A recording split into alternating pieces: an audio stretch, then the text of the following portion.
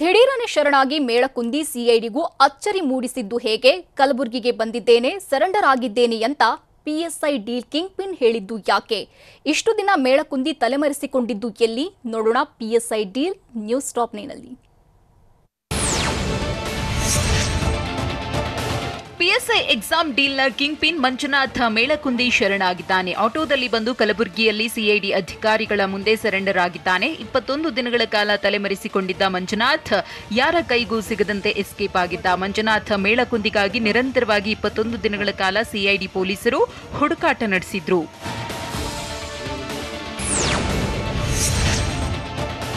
ಇಷ್ಟು ದಿನ ನನ್ನ ಆರೋಗ್ಯ ಸರಿ ಇರಲಿಲ್ಲ, ಅದಕ್ಕಾಗಿ ನಾನು ಮಂಗಳೂರಿಗೆ ಹೋಗಿದ್ದೆ ಅಂತ ಶರಣಾಗುವ ಮುನ್ನ ಮಂಜುನಾಥ್ ಮೇಳಕುಂದಿ ಸ್ಪಷ್ಟನೆ ನೀಡಿದ್ದಾನೆ.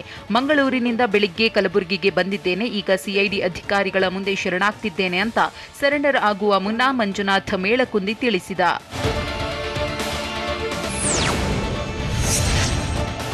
ಎಸ್ಕೇಪ್ ಆಗಿದ್ದ ಮಂಜುನಾಥ್ ಮೇಳಕುಂದಿ ಇಂದು ತಾನೇ ಪೊಲೀಸರ ಎದುರು ಶರಣಾಗಿದ್ದಾನೆ. ಏಪ್ರಿಲ್ 8ರಂದು ಕಲಬುರಗಿಯಿಂದ ಬೆಂಗಳೂರಿಗೆ ಜಾಂಡೀಸ್ ಚಿಕಿತ್ಸೆ ಸೀಸ್ ಆಗಿದ್ದ ಮೊಬೈಲ್ ಪಡೆಯೋಕೆ ಮಂಜುನಾಥ್ ಬಂದಿದ್ದ. ಬಳಿಕ ಅರೆಸ್ಟ್ ವಾರೆಂಟ್ ಜಾರಿ ಆಗ್ತಾ ಇದ್ದಂತೆ ಏಪ್ರಿಲ್ 10ರಿಂದ ನಾಪತ್ತೆಯಾಗಿದ್ದ. ಬೆಂಗಳೂರಿನಿಂದ ಮಂಗಳೂರಿಗೆ ಹೋಗಿದ್ದ ಕಿಂಗ್ ಪಿನ್ ಬೇರೆಡೆ ಹೋದರೆ ಲಾಕ್ ಆಗುವ ಭಯದಿಂದ ಎಸ್ಕೇಪ್ ಆಗಿದ್ದ. ಮಂಗಳೂರಿನಲ್ಲಿ ಸೇಫ್ ಜಾಗದಲ್ಲಿದ್ದ ಮಂಜುನಾಥ್ ಇಂದು ತಾನಾಗೆ ಸರೆಂಡರ್ ಆಗಿದ್ದಾನೆ.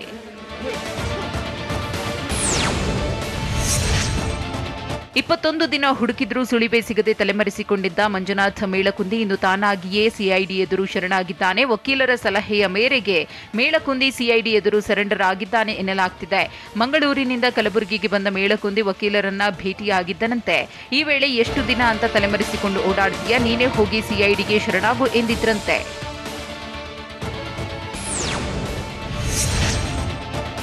ಪರೀಕ್ಷೆಯಲ್ಲಿನ ಗೋಲ್ಮಾಲ್ ಸಂಬಂಧ 6 ದಿನಗಳ ಹಿಂದೆ ಮಂಜುನಾಥ್ ಮೇಳಕುಂದಿ ವಿರುದ್ಧ ಅರೆಸ್ಟ್ ವಾರೆಂಟ್ ಜಾರಿಯಾಗಿತ್ತು. ಕಲಬುರಗಿ ನೀರಾವರಿ ಇಲಾಖೆಯಲ್ಲಿ ಎಇ ಆಗಿದ್ದ ಮೇಳಕುಂದಿ ವಿರುದ್ಧ ಈ ಹಿಂದೆ ಬೆಂಗಳೂರಿನ ಅನ್ನಪೂರ್ಣೇಶ್ವರಿ ನಗರ ಠಾಣೆಯಲ್ಲಿ ಕೇಸ್ ದಾಖಲಾಗಿತ್ತು. ಪಿಡಬ್ಲ್ಯೂಡಿ ಜೆಇ ಪರೀಕ್ಷೆ ಅಕ್ರಮ ಪ್ರಕರಣದಲ್ಲಿ ಆರೋಪಿಯಾಗಿದ್ದ ಮೇಳಕುಂದಿ ಪಿಎಸ್ಐ ಪರೀಕ್ಷೆ ಅಕ್ರಮ ಬೆಳಕಿಗೆ ಬರುತ್ತಿದ್ದಂತೆ ನಾಪತ್ತೆಯಾಗಿದ್ದ.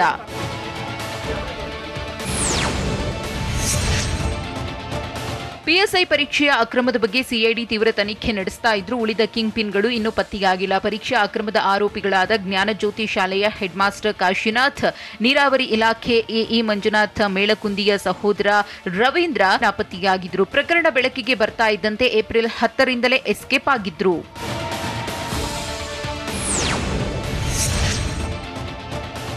ನಾಪತ್ತೆಯಾಗಿರುವ 3 ಕಿಂಗ್ ಪಿನ್ಗಳು ಪತ್ತೆಯಾದರೆ ಮತ್ತಷ್ಟು ಸತ್ಯ ಹೊರಬರಲಿದೆ. ನಾಪತ್ತೆಯಾದ 3ರಿಗಾಗಿ ಸಿಐಡಿ ಪೊಲೀಸರು ಶೋಧ ನಡೆಸುತ್ತಿದ್ದು, ತಲೆಮರೆಸಿಕೊಂಡ 3 ಸಿಕ್ಕರೆ ಮತ್ತಷ್ಟು ಸತ್ಯ ಬಯಲಾಗಲಿದೆ. ಹೀಗಾಗಿ ನಾಪತ್ತೆಯಾದವರ ಪತ್ತೆಗಾಗಿ ಶೋಧ ಮುಂದುವರೆದಿದೆ.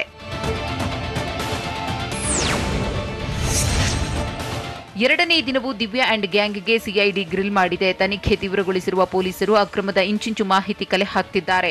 ಕಲಬುರಗಿ ನಗರದ ಸಿಐಡಿ ಕಚೇರಿಯಲ್ಲಿ ಕಿಂಗ್ ಪಿನ್ಗಳ ವಿಚಾರಣೆ ಮಾಡಿದ್ದಾರೆ. ಮೊದಲ ದಿನದ ಸಿಐಡಿ ವಿಚಾರಣೆಯಲ್ಲಿ ಏನೂ ಗೊತ್ತಿಲ್ಲ ಅನ್ನುತ್ತಲೇ ಆರೋಪಿಗಳು ಅಕ್ರಮದ ಸುಳಿವು ಬಿಟ್ಟುಕೊಟ್ಟಿದ್ದಾರಂತೆ. ಪೊಲೀಸ್ ಇಲಾಖೆಯ ಬಗ್ಗೆ ಸುಳಿವು ನೀಡಿದ್ದಾರೆ ಎನ್ನಲಾಗ್ತಿದೆ.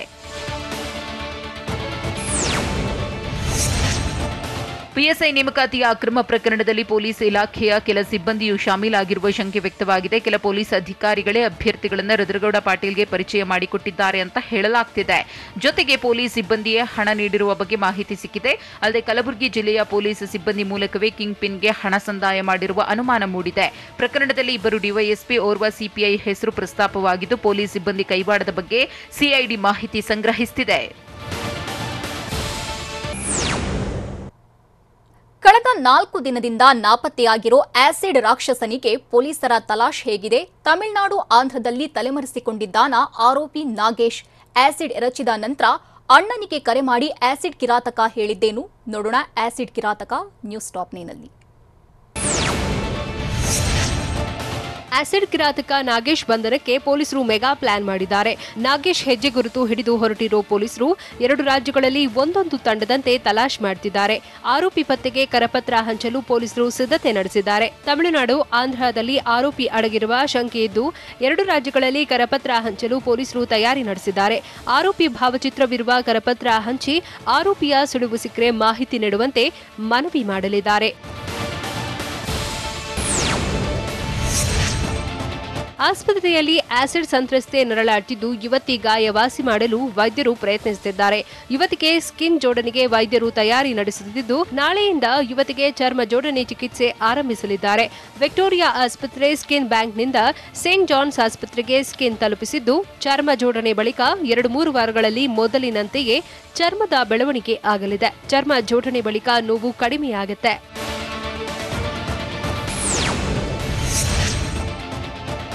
ಆಸಿಡ್ ದಾಳಿಗೆ ಒಳಗಾಗಿರೋ ಯುವತಿ ಸಾವು ಬದುಕಿನ ನಡುವೆ ಹೋರಾಡ್ತಿದ್ದಾಳೆ. ಸೇಂಟ್ ಜಾನ್ಸ್ ಆಸ್ಪತ್ರೆಯ ತೀವ್ರ ನಿಗಾ ಘಟಕದಲ್ಲಿ ಯುವತಿಗೆ ಚಿಕಿತ್ಸೆ ಮುಂದುವರಿಸಲಾಗಿದೆ. ಸುಟ್ಟ ಗಾಯಗಳು ಒಣಗಿದ ಮೇಲೆ ಶಸ್ತ್ರಚಿಕಿತ್ಸೆ ಮಾಡಲು ವೈದ್ಯರು ನಿರ್ಧಾರ ಮಾಡಿದ್ದಾರೆ. ಸದ್ಯಕ್ಕೆ ಸಂತ್ರಸ್ತೆ ಆರೋಗ್ಯ ಸ್ಥಿರವಾಗಿದೆ. ಆಸಿಡ್ ದಾಳಿಗೊಳಗಾದ ಯುವತಿಗೆ ಚಿಕಿತ್ಸೆ ಮುಂದುವರೆದಿದ್ದು, ಸೇಂಟ್ ಜಾನ್ಸ್ ಆಸ್ಪತ್ರೆಯಲ್ಲಿ ಸಾವು ಬದುಕಿನ ನಡುವೆ ಹೋರಾಟ ನಡೆಸುತ್ತಿದ್ದಾಳೆ. ಬೆನ್ನು, ತಲೆ ಹಿಂಭಾಗ ಸೇರಿದಂತೆ ಯುವತಿ ದೇಹ 36% ಸುಟ್ಟು ಹೋಗಿದೆ. ಚಿಕಿತ್ಸೆ ಪಡೆಯುತ್ತಿದ್ದರೂ ಯುವತಿ ಸ್ಥಿತಿ ಚಿಂತಾಜನಕವಾಗಿದ್ದು, ಮಾನಸಿಕವಾಗಿ ಸಂಪೂರ್ಣ ಕುಗ್ಗಿದ್ದಾಳೆ. ಸೇಂಟ್ ಜಾನ್ಸ್ ಆಸ್ಪತ್ರೆಯ ತೀವ್ರ ನಿಗಾ ಘಟಕದಲ್ಲಿ ಸಂತ್ರಸ್ತೆಗೆ ಚಿಕಿತ್ಸೆ ನೀಡಲಾಗುತ್ತಿದೆ. ಬಿಜೆಪಿಯಲ್ಲಿ ಬಿಎಲ್ ಸಂತೋಷ್ ಮಾತು ಸಂಚಲನ ಸೃಷ್ಟಿಸಿದ್ದು ಹೇಗೆ? ಬಿಜೆಪಿಯಲ್ಲಿ ಕುಟುಂಬ ರಾಜಕಾರಣ ಇಲ್ವಾ ಅಂತ ಕಮಲ ವಿರುದ್ಧ ಗುಡುಗಿದ್ದು ಯಾರು? 30 ವರ್ಷದಿಂದ ಕುಟುಂಬಸ್ಥರ ಕೈಯಲ್ಲಿ ಕಾಂಗ್ರೆಸ್ ಇದೆ ಅಂತ ಕಾಂಗ್ರೆಸ್ಗೆ ಬಿಜೆಪಿ ತಿರುಗೇಟು. ನೋಡೋಣ ಕಮಲ ಕಂಪನ ನ್ಯೂಸ್ ಟಾಪ್ 9ನಲ್ಲಿ. ಬಿಜೆಪಿ ರಾಷ್ಟ್ರೀಯ ಪ್ರಧಾನ ಕಾರ್ಯದರ್ಶಿ ಬಿಎಲ್ ಸಂತೋಷ್ ಹೇಳಿಕೆ ರಾಜ್ಯ ಬಿಜೆಪಿಯಲ್ಲಿ ಸಂಚಲನ ಸೃಷ್ಟಿಸಿದೆ. ನಾಯಕತ್ವ ಬದಲಾವಣೆಯೇ ಬಿಜೆಪಿಗೆ ಶಕ್ತಿ ಅಂತ ಬಿಎಲ್ ಸಂತೋಷ್ ಹೇಳಿದ್ದಾರೆ. ಪಂಜಾಬ್, ಗುಜರಾತ್ ರಾಜ್ಯಗಳಲ್ಲಿ ನಾಯಕತ್ವ ಬದಲಾವಣೆಯ ಪ್ರಯೋಗ ಯಶಸ್ವಿಯಾಗಿದ್ದು, ಹಾಲಿ ಶಾಸಕರು ಕುಟುಂಬಸ್ಥರನ್ನ ಹೊರಗಿಟ್ಟು ಚುನಾವಣೆ ನಡೆಸಿದ್ದೇವೆ. ದೆಹಲಿ ಪಾಲಿಕೆ ಎಲೆಕ್ಷನ್ನಲ್ಲಿ ಹಾಲಿ ಸದಸ್ಯರಿಗೆ ಟಿಕೆಟ್ ನೀಡಲಿಲ್ಲ. ಗುಜರಾತ್ ಪಾಲಿಕೆಯಲ್ಲೂ ಹೊಸಬರಿಗೆ ಟಿಕೆಟ್ ಕೊಟ್ಟು ಅಧಿಕಾರಕ್ಕೆ ಏರಿದ್ದೇವೆ. ಬಿಜೆಪಿಯಲ್ಲಿ ಮಾತ್ರ ಇಂತಹ ಪ್ರಯೋಗಗಳು ನಡೆಯುತ್ತೆ ಎಂದು ಹೇಳಿದ್ದಾರೆ.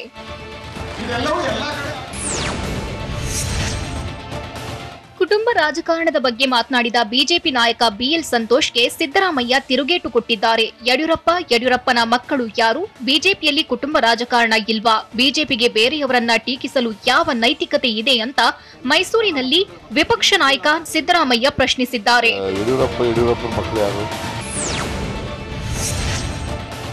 ಸಿದ್ದರಾಮಯ್ಯಗೆ ಬಿಜೆಪಿ ನಾಯಕ ಸಿಟಿ ರವಿ ಟಾಂಗ್ ಕೊಟ್ಟಿದ್ದಾರೆ. ನಮ್ಮ ಪಕ್ಷದ ನಿರ್ಣಯ, ಪಾರ್ಟಿಯ ಅಧ್ಯಕ್ಷರ ನೇಮಕ ಕುಟುಂಬದ ಮೂಲಕ ಆಗಲ್ಲ. ಪಕ್ಷದ ಕಾರ್ಯಕರ್ತರು ಅಧ್ಯಕ್ಷರಾಗ್ತಾರೆ. 30 ವರ್ಷದಿಂದ ಒಂದು ಕುಟುಂಬದವರ ಕೈಯಲ್ಲಿ ಕಾಂಗ್ರೆಸ್ ಇದೆ. 40 ವರ್ಷದಿಂದ ಒಂದು ಕುಟುಂಬದ ಕೈಯಲ್ಲಿ ಜೆಡಿಎಸ್ ಇದೆ. ಬಿಜೆಪಿ ಸಾಮಾನ್ಯ ಕಾರ್ಯಕರ್ತರನ್ನ ಎತ್ತರಕ್ಕೆ ಬೆಳೆಸಿದೆ. ಬಿಎಸ್ವೈ ನಮ್ಮ ನಾಯಕರು, ಅವರು ಹೇಳಿದ್ದು ಪಕ್ಷದಲ್ಲಿ ನಡೆಯುತ್ತೆ. ಆದ್ರೆ ಎಲ್ಲವೂ ಅಲ್ಲ ಅಂತ ಮದ್ದೂರಲ್ಲಿ ಸಿಟಿ ರವಿ ಹೇಳಿದ್ದಾರೆ. ಬಿಎಲ್ ಸಂತೋಷ್ ಹೇಳಿಕೆ ರಾಜ್ಯ ಬಿಜೆಪಿಯಲ್ಲಿ ಸಂಚಲನ ಸೃಷ್ಟಿಸಿದ್ದು, ಅವರು ಯಾವ ಉದ್ದೇಶದಲ್ಲಿ ಹೇಳಿದ್ದಾರೆ ಗೊತ್ತಿಲ್ಲ ಅಂತ ಸಿಟಿ ರವಿ ಹೇಳಿದ್ದಾರೆ. ಚುನಾವಣೆಯಲ್ಲಿ ಗೆಲ್ಲುವ ಶಕ್ತಿ ಇರುವವರನ್ನ ಪಕ್ಷ ಬೆಂಬಲಿಸುತ್ತೆ. ದುರ್ಬಲ ಇರುವ ಕಡೆ ಅಭ್ಯರ್ಥಿ ಬದಲಾವಣೆ ಮಾಡಲಾಗುತ್ತೆ.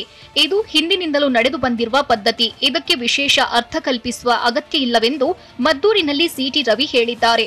ಅಲ್ಲದೆ ಕರ್ನಾಟಕಕ್ಕೆ ಕರ್ನಾಟಕವೇ ಮಾದರಿ, ನಮಗೆ ಗುಜರಾತ್, ಪಂಜಾಬ್ ಮಾದರಿ ಆಗಲ್ಲ ಎಂದು ಸ್ಪಷ್ಟಪಡಿಸಿದ್ದಾರೆ.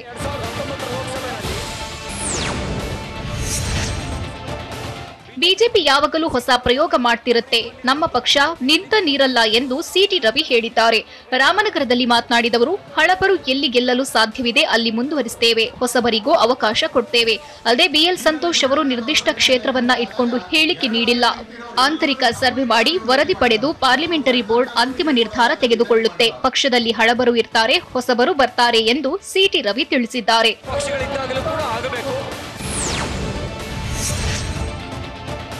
ಬಿಜೆಪಿ ರಾಷ್ಟ್ರೀಯ ಪ್ರಧಾನ ಕಾರ್ಯದರ್ಶಿ ಬಿಎಲ್ ಸಂತೋಷ್ ಮಾತಿಗೆ ಮುಖ್ಯಮಂತ್ರಿ ಬಸವರಾಜ ಬೊಮ್ಮಾಯಿ ಕೂಡ ಅಭಿಮತ ಸೂಚಿಸಿದ್ದಾರೆ. ಬಿಎಲ್ ಸಂತೋಷ್ ಅವರು ಹೇಳಿದ್ದು ಸರಿ ಇದೆ. ಕಾರ್ಪೊರೇಷನ್ಗಳ ಚುನಾವಣೆ ಕುರಿತು ಬಿಎಲ್ ಸಂತೋಷ್ ಮಾತಾಡಿದ್ದು, ಅವರು ಹೇಳಿದ್ದು ಸತ್ಯ ಇದೆ ಎಂದು ಸಿಎಂ ಬೊಮ್ಮಾಯಿ ಹೇಳಿದ್ದಾರೆ.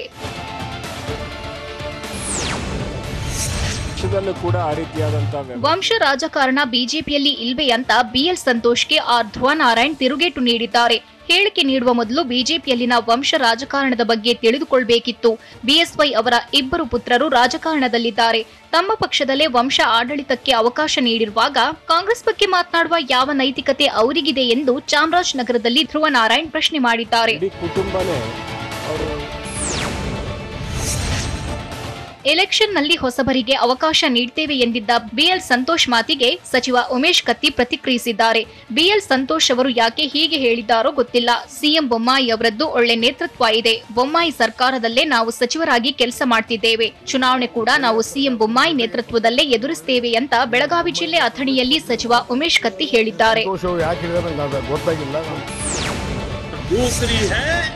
ಕುಟುಂಬ ರಾಜಕಾರಣದ ವಿರುದ್ಧ ಪ್ರಧಾನಿ ಮೋದಿ ಕೂಡ ಕೆಂಡ ಕಾರಿದ್ರು. ಬಿಜೆಪಿಯಲ್ಲಿ ಕುಟುಂಬ ರಾಜಕಾರಣಕ್ಕೆ ಅವಕಾಶವಿಲ್ಲ, ಯಾವುದೇ ಕಾರಣಕ್ಕೂ ಕುಟುಂಬ ರಾಜಕೀಯ ಸಹಿಸಲ್ಲ ಅಂತ ಬಿಜೆಪಿ ಸಂಸದೀಯ ಸಭೆ ವೇಳೆ ಬಿಜೆಪಿ ನಾಯಕರಿಗೆ ಪ್ರಧಾನಿ ಮೋದಿ ಖಡಕ್ ಸಂದೇಶ ರವಾನಿಸಿದ್ರು. ಅಲ್ಲದೆ ಪಕ್ಷದ ಸ್ಥಾಪನಾ ದಿನವೂ ಕುಟುಂಬ ರಾಜಕೀಯ ವಿರುದ್ಧ ಮಾತನಾಡಿದ್ರು. ಪರಿವಾರ ರಾಜಕೀಯ ವಿರುದ್ಧ ವಾಗ್ದಾಳಿ ನಡೆಸಿ ಕುಟುಂಬ ರಾಜಕೀಯ ವಿರುದ್ಧ ಹೋರಾಟ ಎಂದಿದ್ರು. ಹಾಸನದಲ್ಲಿ ಜೋರಾದ ಡೆಮಾಲಿಷನ್ ವಾರ್ ಪಾಲಿಟಿಕ್ಸ್. ತಾಲೂಕು ಕಚೇರಿ ಹಳೆ ಕಟ್ಟಡವನ್ನ ರಾತ್ರೋರಾತ್ರಿ ನೆಲಸಮ ಮಾಡಿದ್ದು ಯಾಕೆ? ಮೈಸೂರು ಪಾಲಿಕೆ ವಿರುದ್ಧ ಸ್ಥಳೀಯರಿಂದ ವ್ಯಕ್ತವಾದ ಆಕ್ರೋಶ. ನೋಡೋಣ ಸಮಗ್ರ ನ್ಯೂಸ್ ಟಾಪ್ನಿನಲ್ಲಿ. ಹಾಸನ ರಾಜಕೀಯದಲ್ಲಿ ಈಗ ಡೆಮಾಲಿಷನ್ ವಾರ್ ಶುರುವಾಗಿದ್ದು, ದಳಪತಿಗಳ ಕೋಟೆಯಲ್ಲಿ ಅಕ್ರಮ ತೆರವು ಕದನ ನಡೆಯುತ್ತಿದೆ. ಎಚ್ಡಿ ರೇವಣ್ಣ ಒಡೆತನದ್ದು ಎನ್ನಲಾದ ಜ್ಞಾನಾಕ್ಷಿ ಕಲ್ಯಾಣ ಮಂಟಪ ರಾಜಕಾಲುವೆ ಜಾಗ ಬಳಕೆ ಮಾಡಿರೋ ಆರೋಪ ಕೇಳಿಬಂದಿದೆ. ಬಿಎಂ ರಸ್ತೆಯ ಬೃಹತ್ ರಾಜಕಾಲುವೆಗೆ ಮೇಲ್ಚಾವಣಿ ಹಾಕಿ ಪಾರ್ಕಿಂಗ್ಗೆ ಬಳಕೆ ಮಾಡಿದ್ದಾರಂತೆ. ನಗರಸಭೆ ಸದಸ್ಯ ರಕ್ಷಿತ್ ನೇತೃತ್ವದ ತಂಡ ಈ ಬಗ್ಗೆ ಶಾಸಕ ಪ್ರೀತಂ ಗೌಡಗೆ ದೂರು ನೀಡಿದೆ.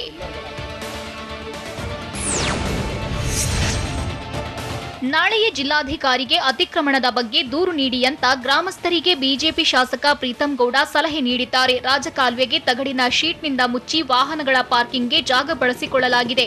ಅದನ್ನ ತೆರವು ಮಾಡಿ ಸಂಚಾರಕ್ಕೆ ಅವಕಾಶ ಕೊಡಿಸಿ ಅಂತ ಗ್ರಾಮಸ್ಥರು ಶಾಸಕರ ಬಳಿ ಮನವಿ ಮಾಡಿದ್ರು. ಇನ್ನು ಮ್ಯೂಸಿಯಂ ಮಾಡುವುದಾಗಿ ಟ್ರಸ್ಟ್ ಹೆಸರಿಗೆ ಜಾಗ ಪಡೆದು ಚೌಲ್ಟ್ರಿ ನಿರ್ಮಾಣ ಮಾಡಿರೋ ಆರೋಪ ಕೇಳಿಬಂದಿದೆ.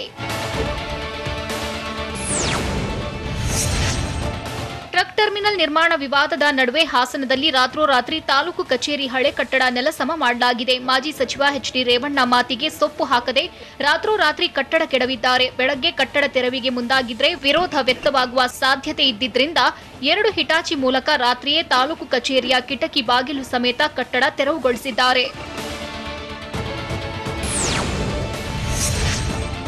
ಬೆಂಗಳೂರು ನಗರದ ಹಲವೆಡೆ ಗಾಳಿ ಆಲಿಕಲ್ಲು ಸಹಿತ ಮಳೆಯಾಗಿದೆ. ಮಡಿವಾಳ, ಕೋರಮಂಗಲ, ಸರ್ಜಾಪುರ ರಸ್ತೆಯಲ್ಲಿ ಮಳೆ ಸುರಿದಿದೆ. ಗಾಳಿ ಗುಡುಗು ಸಹಿತ ಆಲಿಕಲ್ಲು ಮಳೆಯಿಂದ ಬೈಕ್ ಸವಾರರು, ರಸ್ತೆ ಬದಿ ವ್ಯಾಪಾರಿಗಳು ಪರದಾಡುವಂತಾಗಿತ್ತು.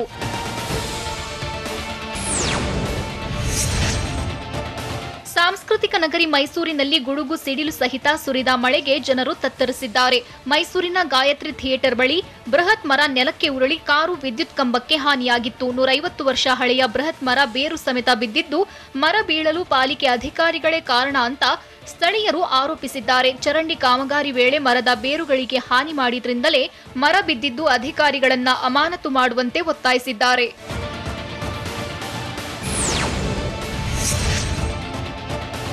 ರಾತ್ರಿ ಸುರಿದ ಬಿರುಗಾಳಿ ಸಹಿತ ಮಳೆಗೆ ಮಂಡ್ಯ ಜಿಲ್ಲೆ ಶ್ರೀರಂಗಪಟ್ಟಣ ತಾಲೂಕಿನ ಪಂಪ್ ಹೌಸ್ ರಸ್ತೆಯಲ್ಲಿ ವಿದ್ಯುತ್ ಕಂಬಗಳು ಧರೆಗೆ ಉರುಳಿದೆ. ವಿದ್ಯುತ್ ಕಂಬದ ಮೇಲೆ ಮರ ಬಿದ್ದ ಪರಿಣಾಮ ಕಂಬಗಳು ನೆಲಕ್ಕೆ ಉರುಳಿವೆ. ಅದೃಷ್ಟವಶಾತ್ ಯಾರಿಗೂ ಯಾವುದೇ ಸಮಸ್ಯೆಯಾಗಿಲ್ಲ. ಇನ್ನು ಬಸ್ ಮೇಲೆ ವಿದ್ಯುತ್ ತಂತಿ ಬಿದ್ದಿದೆ. ಬಸ್ನಲ್ಲಿದ್ದ 9 ಪ್ರಯಾಣಿಕರು ತಕ್ಷಣ ಬಸ್ನಿಂದ ಇಳಿದಿದ್ದಾರೆ. ಬಸ್ ಮೇಲೆ ತಂತಿ ಬೀಳುವ ಮುನ್ನ ವಿದ್ಯುತ್ ಕಡಿತವಾಗಿದ್ರಿಂದ ದೊಡ್ಡ ಅನಾಹುತ ತಪ್ಪಿದೆ.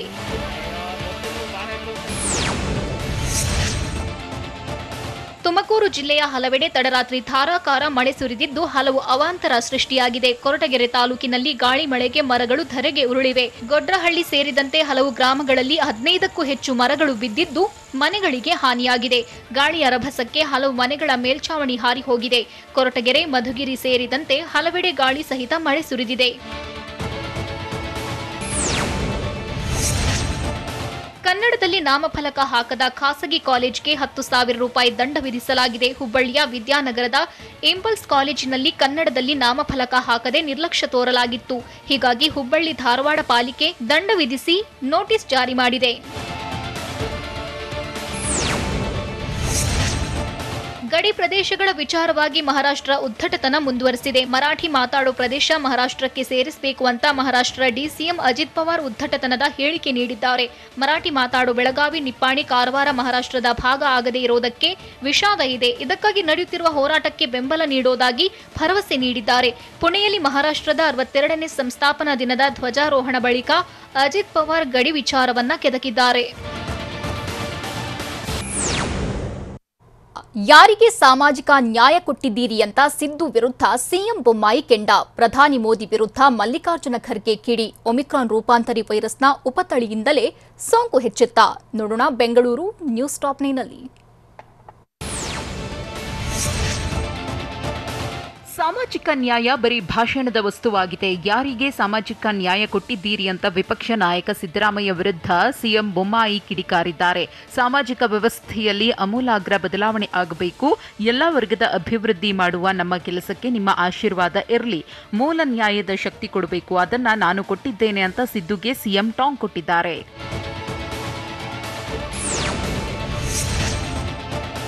ಕಾಂಗ್ರೆಸ್ ಹಿರಿಯ ನಾಯಕ ಮಲ್ಲಿಕಾರ್ಜುನ ಖರ್ಗೆ ಪ್ರಧಾನಿ ಮೋದಿ ವಿರುದ್ಧ ಕಿಡಿಕಾರಿದ್ದಾರೆ. ಲೇಬರ್ ಕಾನೂನು, ರೈತರ ಕಾನೂನು 5 ನಿಮಿಷದಲ್ಲಿ ಪಾಸ್ ಆಗ್ತಿವೆ. ಯಾವುದೇ ಚರ್ಚೆ ಇಲ್ಲದೆ 2 ನಿಮಿಷದಲ್ಲಿ ಅನುಮೋದನೆ ಪಡಿತಿವೆ. ಈ ಯುವಕರನ್ನ ಯಾರಾದ್ರೂ ಹಾಳು ಮಾಡ್ತಾ ಇದ್ರೆ ಅದು ಮೋದಿ. ಆದ್ರೂ ಮೋದಿ ಮೋದಿ ಅಂತಾರೆ. ಏನ್ ಮೋದಿಯೋ ಏನು, ನೋಡ್ತಾ ಇರಿ. ನಿಮ್ಮ ತಾಳ್ಮೆ ಕಾರಣದಿಂದ ದೇಶದಲ್ಲಿ ಡಿಕ್ಟೇಟರ್ಶಿಪ್ ಬರುತ್ತೆ ಅಂತ ಆನೇಕಲ್ನಲ್ಲಿ ನಡೆದ ಕಾಂಗ್ರೆಸ್ ಕಾರ್ಯಕ್ರಮದಲ್ಲಿ ಮಲ್ಲಿಕಾರ್ಜುನ ಖರ್ಗೆ ಹರಿಹಾಯ್ದಿದ್ದಾರೆ.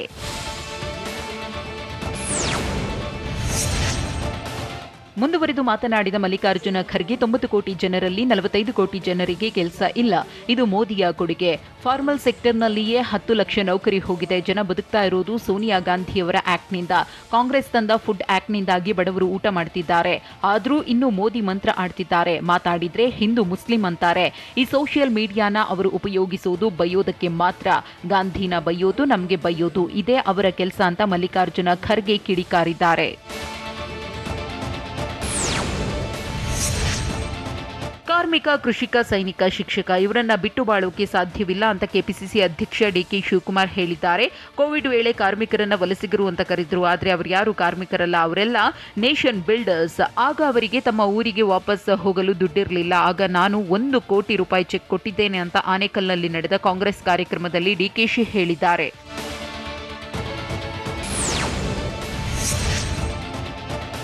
ಮ್ಯಾನ್ಹೋಲ್ಗೆ ಇಳಿದು ಸ್ವಚ್ಛಗೊಳಿಸುವ ಕಾರ್ಯ ಬೆಂಗಳೂರಿನಲ್ಲಿ ಇನ್ನೂ ಜಾರಿಯಲ್ಲಿದ್ದು ಕಾರ್ಮಿಕರ ಜೊತೆ ಆಡಳಿತ ವ್ಯವಸ್ಥೆ ಚೆಲ್ಲಾಟವಾಡುತ್ತಿದೆ. ಅದರಲ್ಲೂ ವಿಧಾನಸೌಧದ ಕೂಗಳತೆ ದೂರದಲ್ಲೇ ಅನಿಷ್ಟ ಪದ್ಧತಿ ಜಾರಿಯಲ್ಲಿದ್ದು ಆಡಳಿತ ವ್ಯವಸ್ಥೆಗೆ ಹಿಡಿದ ಕೈಗನ್ನಡಿಯಾಗಿದೆ. ಕೆಂಪೇಗೌಡ ರಸ್ತೆಯ ಶಿಕ್ಷಕರ ಸದನ ಕಟ್ಟಡದ ಮ್ಯಾನ್ಹೋಲ್ಗೆ ಇಳಿದು ಗುತ್ತಿಗೆ ಸಿಬ್ಬಂದಿ ಸ್ವಚ್ಛಗೊಳಿಸಿದ್ದು ಕಾರ್ಮಿಕ ಪಡಿಪಾಟಲು ಫೋಟೋ TV9ಗೆ ಲಭ್ಯವಾಗಿದೆ.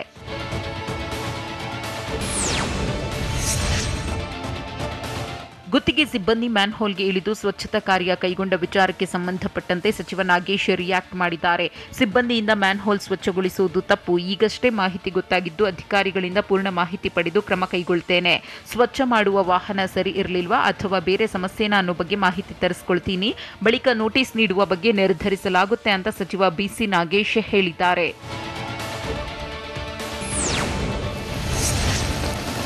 ಬೆಂಗಳೂರು ನಗರದಲ್ಲಿ ಬಿರುಗಾಳಿ ಸಹಿತ ಭಾರೀ ಮಳೆ ಸುರಿದಿದ್ದು ಸವಾರರು ಪರದಾಡುವಂತಾಗಿತ್ತು. ಅದರಲ್ಲೂ Majestic, Mysuru bank corporation, Shantinagar, Cubbon park, MG ರಸ್ತೆ ಸೇರಿದಂತೆ ವಿವಿಧೆಡೆ ವರುಣ ಅಬ್ಬರಿಸಿದ್ದಾನೆ.